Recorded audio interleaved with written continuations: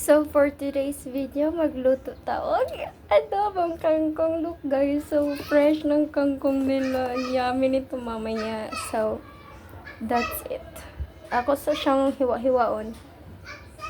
So, ayan na. So, magprito na ta. Nagpainit pa ko.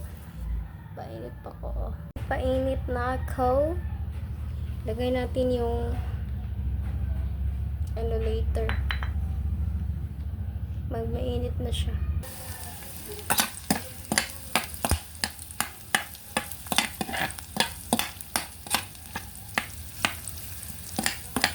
Wala kasi kaming malaking lutuan na guys. Kaya electric cooker lang muna.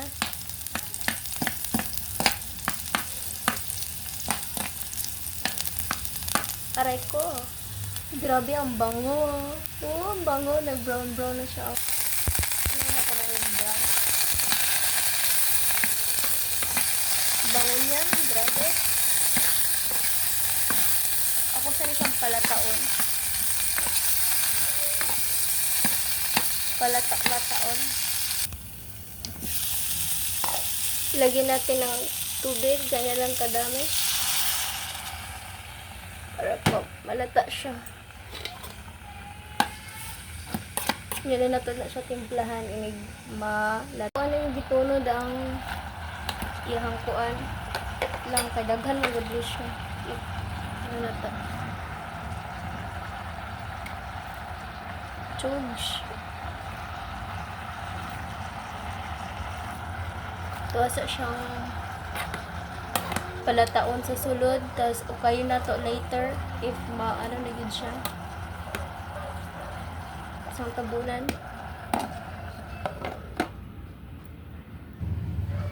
Chugs. Na ano na siya. So, kung di jud katapunan magluto no, na jud kay ani kalami nga sudan. Lami kaayo. Pure adobong kangkong. Vegetarian ba ko no? So, lain po, magluto ko diri adobong manok. Char lang. Pero pwede po.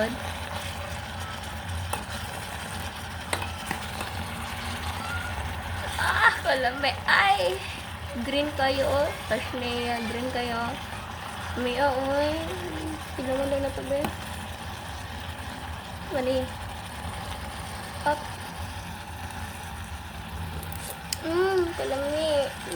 Kulang og tuyo. Ito tuyo. Wala, patay na. Usik ang tuyo. Patay yung kuan eh. Char. Impyuhan, malamang. Uy. Luto na rin ang totog. Sa kusang kuanan, takloban. Klaro na ba? Gahin na ka, di ba klaro?